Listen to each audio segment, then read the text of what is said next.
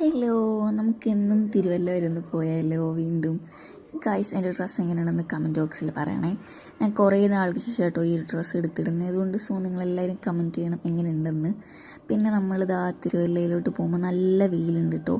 പിന്നെ ഈ ഒരു സിറ്റുവേഷൻ ഗേൾസിനും മുടി വളർത്തിയ ബോയ്സിനും മനസ്സിലാക്കാൻ പറ്റുന്നൊരു സംഭവം. മെയിനായിട്ട് ഗേൾസിന് നമ്മൾ പുറത്തോട്ട് ഇറങ്ങുമ്പോൾ ഈ ഹെയർ ഇങ്ങനെ പറന്ന് നടക്കുന്നതിൻ്റെ ദേഷ്യം വരും.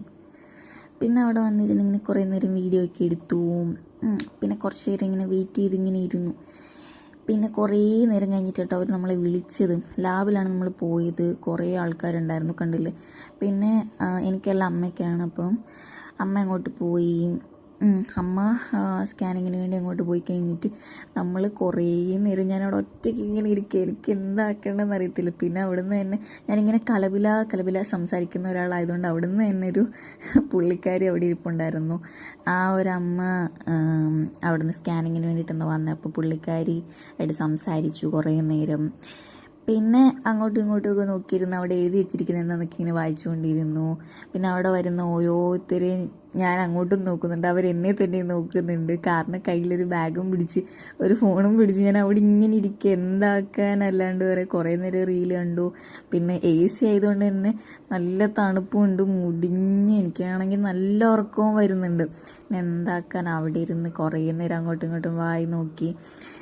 പിന്നെന്തൊക്കെയാണ്, കുറേ വീഡിയോസും ഫോട്ടോസും ഒക്കെ ഞാനിങ്ങനെ എടുത്ത് കേട്ട് കുറേ സാധനം. പിന്നെ അവസാനം അമ്മ വന്നു. ഒരു 2-2.5 മണിക്കൂർ എന്തെടുത്തെന്ന് തോന്നി കേട്ടോ. അത് കഴിഞ്ഞിട്ട് അതിന് ഒരു ശേഷമാണ് നമ്മൾ അവിടെ നിന്ന് ഇറങ്ങുന്നത്. പിന്നെ നമ്മൾ റിസൾട്ട് മേടിച്ചു. എന്നിട്ട് നമ്മൾ അവിടെ നിന്ന് ഇറങ്ങി കൈസ്. അവിടെ നിന്ന് ഇറങ്ങിയപ്പോൾ തന്നെ എന്തൊരു എനിക്ക് നല്ലൊരു സമാധാനമായി. കാരണം അതിൻ്റെ അകത്ത് ഇരുന്നിട്ടുണ്ടല്ലോ, അത്രയും നേരം എനിക്ക് ഇരുന്നിട്ടൊരു ഭയങ്കര ഒരു ബുദ്ധിമുട്ടായിരുന്നു. കാരണം ഒന്നാമത്തെ കാര്യം AC, എനിക്കങ്ങനെ AC അത്ര പിടിക്കൂല ഗൈസ്.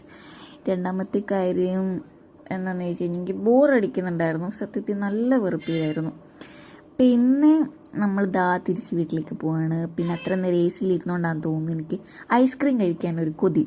എന്നിട്ട് അമ്മനെ കൊണ്ട് ഐസ്ക്രീമും മേടിച്ചു. പിന്നെ ഫ്യൂസും മേടിച്ചു. എന്നിട്ട് വീട്ടിൽ വന്നു കഴിഞ്ഞിട്ട് ഞാൻ ഭയങ്കര ആസ്വദിച്ചു കേട്ടോ ഐസ്ക്രീം കഴിച്ചത്. ഇങ്ങനെ ഐസ്ക്രീം കഴിച്ചുകൊണ്ടിരുന്നപ്പോൾ അമ്മ പറഞ്ഞു കടയിൽ പോയിട്ട് വരാം.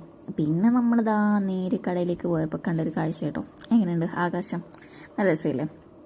പിന്നെ കുറേ നേരം നടന്നിട്ട് പോരഞ്ഞിട്ട് ഞാനാണെന്നുകൊണ്ട് ഓടിയാട്ടോ പോയത്. പിന്നെ കുറേ നേരം പ്രിയാമ്മേനോട് സംസാരിച്ച് അവിടെ നിന്നു. അത് കഴിഞ്ഞിട്ട് പിന്നെ സാധനമൊക്കെ മേടിച്ച് പിന്നെ ഇങ്ങ് വന്നു. പിന്നെ തിരിച്ച് വീട്ടിൽ വന്നു കഴിഞ്ഞിട്ട് ഞാൻ പിന്നെയും വീണ്ടും കുറേ വീഡിയോ ഒക്കെ ഇങ്ങനെ എടുത്തു. എന്താണെന്ന് വെച്ച് കഴിഞ്ഞെങ്കിൽ എനിക്ക് ഈ കോസ്റ്റ്യൂം നല്ല അടിപൊളി